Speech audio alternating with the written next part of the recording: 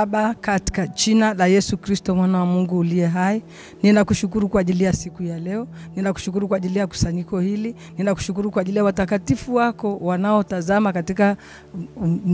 katika Gideon Online TV. Baba, ninakushukuru kwa ajili ya wao, kwa ajili ya sisi, hata kwa kutupa kibali cha kusimama tena madhabahuni pako siku hii ya leo. Baba, asante kwa ajili ya afya, asante kwa ajili ya kibali, asante kwa ajili ya uweza wako, asante kwa ajili ya nguvu yako, asante kwa ajili ya kutukusanya tena mahali hapa siku hii ya leo. Pia ninamshukuru Mungu kwa ajili ya mtumishi wako Gideon, ambaye ndiye mbeba maono wa hii huduma ya maombi na maombezi ya Mlima Moria Ministry. Ninambariki Kristo kwa ajili yake, kwa ajili ya afya yake, kwa ajili ya familia yake, na hata anavyopata neema ya kutuongoza. Ndugu mtazamaji wa Gideon Online TV, hapa ndio huduma ya Mlima Moria Ministry. Ninakukaribisha sana. Tukiendelea na maombi yetu hapa katika huduma hii, tunazo huduma kila siku ya Jumatano. Tunaendesha huduma ya maombi na maombezi Jumatano, Ijumaa na siku ya Jumapili. Siku ya Ijumaa huduma yetu inaanza huduma maombi na maombezi inaanza saa 8 mpaka saa 11. Siku ya Ijumaa nayo kadhalika inaanza saa 8 mpaka saa 11. Jumapili inaanza saa 6 mpaka saa 11. Ninakukaribisha mtu wa Mungu. Pia tunayo huduma ya Morning Glory kila siku kuanzia saa 12:30 mpaka saa 1. Ninakukaribisha mtu wa Mungu ili uje ukaone matendo makuu ya Mungu yanayotendeka mahali hapa. Basi ndugu mtazamaji, ninakukaribisha sasa. Andaa diary yako, andaa Biblia yako, andaa kalamu yako ili tukasikilize mafundisho ya neno la Mungu. Bila kupoteza muda, mafundisho yetu ya leo mada yetu inahusu upendo mkuu wa Mungu. Upendo wa Mungu alivyotupenda. Basi upendo ni nini mtu wa Mungu, tukitaka kujifunza ili tujue maneno ya Mungu. Upendo ni pale unapompenda mwenzako, unaposhirikiana naye katika matatizo, unashirikiana naye katika furaha, unaposhirikiana naye katika matatizo. Unaye mwandani wako, unayemueleza kila kitu ulicho nacho, mnashare pamoja. Lakini upendo ninaozungumzia siku ya leo, ndugu mtazamaji, na kusanyiko lilokusanyika mahali hapa, Bwana Yesu asifiwe, ninazungumzia upendo wa Mungu kutupenda sisi. Mungu ametupenda zaidi ya wanadamu tunavyojipenda. Huwezi kumpenda rafiki yako ukatoa uhai wako. Huwezi kumpenda rafiki yako ukafa kwa ajili yake. Huwezi kumpenda rafiki yako hata ukatoa mwanao ili afe kwa ajili yake. Utampenda kama akipata matatizo utamwambia pole, utamsaidia labda msaada wa fedha wa hali na mali, lakini vinginevyo huwezi. Lakini Mungu wetu ametupenda kupita upeo. Tuone basi mtu wa Mungu, upendo huu Mungu anatuambia nini kuhusu upendo wake unaopita kiasi. Tuone maneno ya Mungu kutoka Yohani 3:16. Naomba ufungue Biblia yako mtu wa Mungu uliyeketi mahali hapo, ulipata kibali cha kuketi mahali hapa. Naomba ufungue Biblia yako kwenye kitabu cha Yohani mtakatifu aya ya 3 mstari wa 16. Tuone maneno ya Mungu yanatuambia nini. Na Bwana, neno la Bwana linasema hivi: kwa maana jinsi hii Mungu aliupenda ulimwengu hata akamtoa mwanae wa pekee, ili kila mtu amwaminie asipotee bali awe na uzima wa milele. Basi Mungu amesema kwamba kumbe ametupenda, ametuhurumia. Aliona tunavyoteseka, aliona tunavyotaabika, tunavyokufa pasipo kumjua yeye, akatuhurumia. Mungu ni wa huruma, Mungu ni wa msamaha, Mungu ni wa upendo. Akaona mwanadamu huyu nitamkomboaje? Mwanadamu huyu mbona nazidi kuumia kila siku anavyoteseka? Mwanadamu huyu mbona habarikiwi? Mwanadamu huyu mbona anakuwa mgonjwa kila siku haponi? Nifanyeje sasa ili nimkomboe aweze kunipenda mimi, kwa sababu nimeanza kumpenda yeye. Ndipo akatoa mwanae wa pekee Yesu Kristo, akafa ili tupate uzima wa milele. Kumbe Yesu alipokufa pale msalabani, si kwamba atukomboe tu siku ile aliyokufa yale mwaga damu yake pale msalabani. Alikufa ili atukomboe, ili tupate uzima wa milele. Mwanadamu yeyote, mimi na wewe, maisha hapa duniani tunapita tu. Uzima wa milele uko kwa Baba. Maana Yesu aliona kwamba, au Mungu aliona kwamba katika maisha ya duniani tunataabika na mwisho tunaenda motoni, na mwisho tunaenda jehanamu. Akaona sasa amkomboe mwanadamu huyu. Kwa jinsi pendo lake lilivyo kuu, akamtoa mwanae wa pekee Yesu Kristo, ashuke duniani, avae binadamu, ateswe hadi kufa, ashuke kuzimu, afufuke atukomboe. Kwa ile damu yake akatukomboa ili tupate uzima wa milele, mtu wa Mungu. Bwana Yesu asifiwe. Bwana Yesu asifiwe sana. Kwa hiyo ndugu mtazamaji, unaweza kuona jinsi upendo wa Mungu ulivyo mkuu, jinsi alivyotupenda kupita maelezo, ambapo mwanadamu hawezi kukupenda kiasi hicho. Kwanza mwanadamu kipata matatizo, hata kama alikuwa ni rafiki yako, atakuacha kwa sababu unamtesa. Akikutolea msaada leo, kesho atakuacha, ataondoka, atakimbia, atatoa sababu. Mfano, mtoto ukiwa mgonjwa, unaye rafiki yako mpendwa, hawezi kwenda na wewe umelala wiki 2 wiki 3 hospitali mpaka mwisho. Lazima atakata tamaa, sema na ndugu zake waende, na ndugu zake wamsaidie, mimi hapa nimefika mwisho. Lakini Mungu anakupenda milele. Upendo wake ni wa milele, mtu wa Mungu.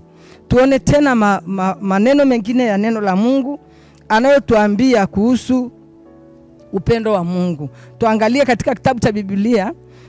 Maneno ya Mungu yanasema kutoka Yohani wa kwanza, waraka wa Yohani wa kwanza 4:9 mpaka 10. Maneno ya Mungu yanasema, hili ni pendo la Mungu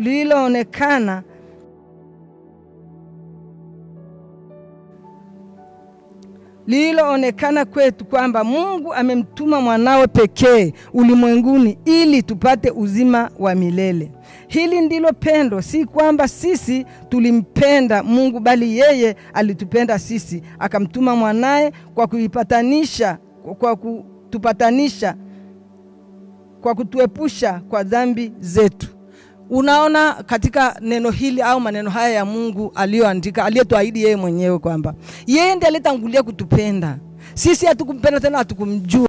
Hatukumjua kwa sababu tulikuwa dhambini, na tulipokuwa dhambini akatangulia kutupenda na kutuokoa. Kwa hiyo mtu wa Mungu, unatakiwa umpende Mungu, ndipo utaokolewa kutoka dhambini, ndipo njia zako zitakuwa sahihi, ndipo Mungu atapata uwezo au mawasiliano na wewe ya kukutumia katika maombi yako, katika shughuli zako, katika baraka zako, katika watoto wako. Usipompenda Mungu hutakombolewa dhambini. Kumbe yeye Mungu alitoa uhai wa mwanae, alimwaga damu ya mwanae ili sisi tuokolewe kutoka dhambini.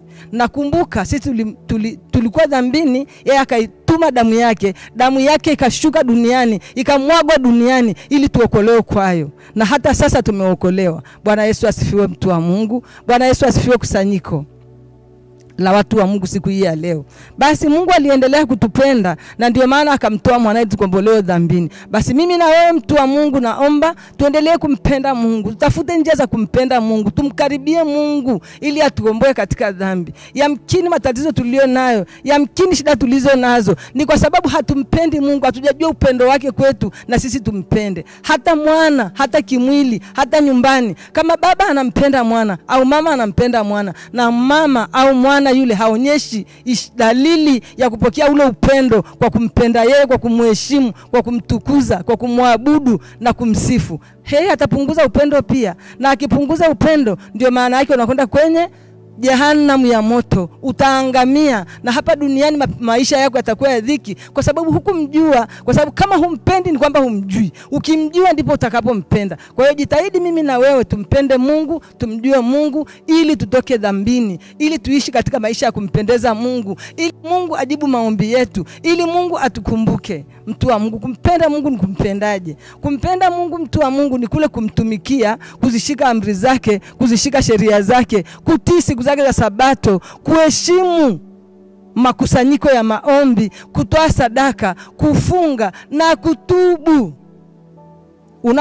Unapoanguka dhambini, kwa sababu wanadamu asili yake ni kuanguka. Unapoanguka urudi mara moja kwa upendo ule, umpende, utubu kwa uchungu, uahidi kurudi na ugeuke kweli.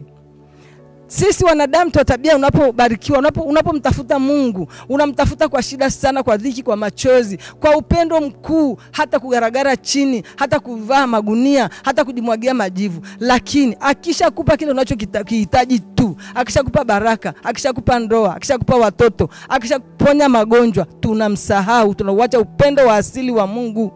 Leo maneno ya Mungu yanatukumbusha kwamba tusisahau upendo wa Mungu, tusisahau kumpenda Mungu, tusisahau kumtumikia, tusisahau kumwabudu, tusisahau kumwadhimisha katika kusanyiko, katika nyumbani kwetu, katika tunapotembea, hata makazini kwetu, tumpende Mungu. Mtu wa Mungu, bado maneno ya Mungu yanaendelea kutudhihirishia upendo wa Mungu. Fungua na mimi kitabu cha Warumi aya ya 5 mstari wa 8. Bali yanasema hivi, nasoma kwa msaada wa Bwana. Bali yeye mwenyewe kwetu sisi, kwa kuwa Kristo alikufa kwa ajili yetu tulipokuwa tungali wenye dhambi. Basi zaidi sana tukiisha kuhesabiwa haki kwa damu yake, tutaokolewa na ghadhabu kwa ajili yake. Kumbe basi, ndugu mtazamaji wa Gideon Online TV, kumbe tukishampenda Mungu, tukirudisha ule upendo wake anavyotupenda, atatuokoa dhambini, anatuokoa na ghadhabu. Ghadhabu ni magonjwa tulionayo, ghadhabu ni mateso tulionayo, ghadhabu ni madeni tulionayo, kwa sababu tumemwacha Mungu, hatumpendi, hatumthamini, hatumtafuti. Tumetafuta mambo ya dunia, tumekimbilia kwa waganga, tumekimbilia kwenye utajiri wa haraka haraka, tumemwacha Mungu. Ndipo Mungu analeta ghadhabu ya magonjwa, ghadhabu ya ajali, ghadhabu ya mauti, ghadhabu ya madeni, ghadhabu ya magonjwa, kwa sababu tumemwacha. Mimi na wewe naomba turudi katika upendo wa Mungu, tumpende Mungu, tumtumikie, tumtafute kwa bidii zetu na kwa nguvu zetu na kwa mali zetu. Tunapobarikiwa, tunapanga kwamba ni majukumu tunayo, na fedha hii na kazi hii na kazi hii, au ng'ombe huyu ana kazi hii na kazi hii, siwezi kumtolea Mungu. Uko si sawa, mtu wa Mungu. Unatakiwa umpende Mungu kwanza. Mungu kwanza, kabla ya yote umpende Mungu kwanza. Mimi ninao ushuhuda ninayesimama mbele yenu mimi, ambaye leo mimi ni Adelaida Joseph Kiria, niko hapa mbele yenu, mtumishi wa madhabahu hii. Ninayo ushuhuda kwamba Mungu ametupenda kupita upeo. Ninaikumbuka siku niliyopata ugonjwa ambao ulinipeleka ICU kwa siku 7. Mungu alivyo wa upendo, mimi sikustahili kurudi, sikustahili kuonekana tena, sikustahili, sababu nilifika kuzimu na kurudi. Je, Mungu kama asingekuwa wa upendo, kama nisingekuwa nimemuomba, kama nisingekuwa nimeweka akiba ya maombi, nisingerudi. Kwa sababu kule kawaida ukikaa baada ya siku 6 oxygen inaondolewa ili Mungu aamue njia utakayoendelea. Lakini wanajua kabisa madaktari kwamba hakuna tena kurudi. Lakini namshangaa huyu Mungu, mimi mwenye dhambi, nisiyefaa wala nisiyestahili, alinirudisha. Nilimshangaa kutoka kule ICU, kwa sababu hata madaktari mpaka leo wanashangaa. Kule nilikuwa sina habari, sijijui, nilikuwa nafungwa pampasi kama mtoto mdogo, lakini niliamka, nilipata tena ufahamu, na hivi leo niko madhabahuni pake, ninamwadhimisha na kumtukuza. Kwa hiyo mtu wa Mungu, naomba tumpende Mungu. Mungu ni wa upendo. Mungu hachagui. Mungu hachagui, habagui. Habagui Mwisraeli wala mpagani wala mwokovu. Mungu watu wote ni wa kwake, ili mdali tu kuonyesha upendo wa kumpenda yeye, kwa kumtumikia, kumsifu na kumtukuza yeye, hata kuacha. Kwa hiyo mimi na wewe leo, hata kama tushatetereka tukamwacha Mungu kwa ajili ya maisha ya kidunia, basi turudi, mtu wa Mungu. Mungu ni wa upendo mno. Mungu ni wa huruma mno. Mungu anatusamehe hata tusiyostahili, hata tusiyofaa. Anatuokoa. Na hata kama una tatizo lako ambalo limekukatisha tamaa, labda ni madeni, labda ni magonjwa, labda ni balaa, labda ni mauti, labda ni usumbufu wa dunia hii, ndoa haina amani, watoto hawasomi, watoto hawafaulu, mtegemee Mungu ni wa upendo.